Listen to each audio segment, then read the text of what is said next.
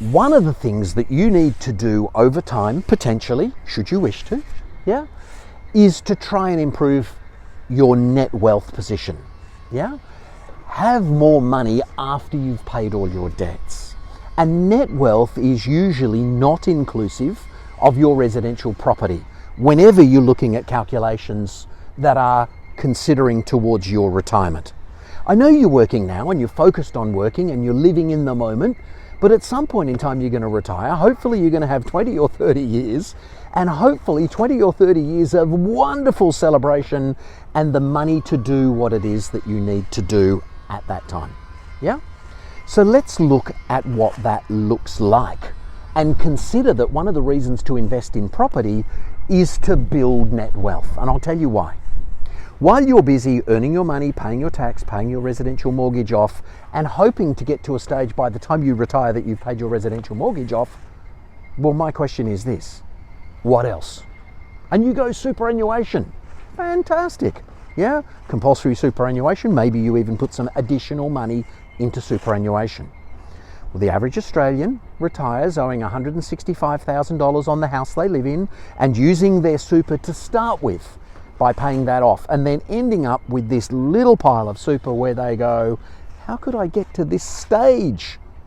Well, you get to this stage with not enough money, and whatever that nest egg is divided by 14, 15, 18, 20 or 30 years, and you just go, I can't live off that. Thankfully there's a pension and I can't live off that either. Why did I not do something earlier? And that's a wealth creation strategy. Sounds awfully complicated. Let's just look at this house behind us and say that at some point in time before you retire and you're planning, you bought a house like this, you bought a block of land, you build a house on it. You can do it any way you like. That's the most fuel efficient towards creating wealth. We can talk that through and cover off why.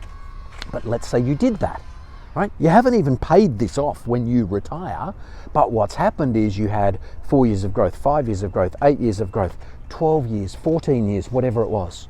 During that period of time, the tax deductions you got from that and the money coming from the tenant actually helped pay for this. In fact, it has been paying for this, yeah?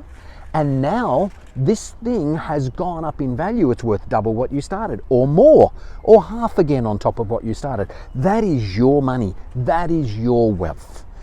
And you need to understand that you might be surprised by it, but it might be much easier to make the money you want for retirement, yeah, out of one or two very simple transactions that then work in the background, left alone for a period of time.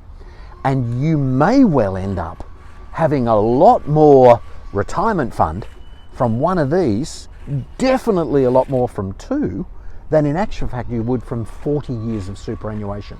So an investment property is a wealth strategy that helps you. Of course, before you retire, you're building equity. Because if you've got $300,000 worth of equity or $400,000 worth of equity that you never expected to have, but you have it in this, well, you can borrow against this to do other things. You could do an equity release from this instead of your residential home next time. Wealth creation strategy, investing. There's definite ways that you can give yourself a better chance at that.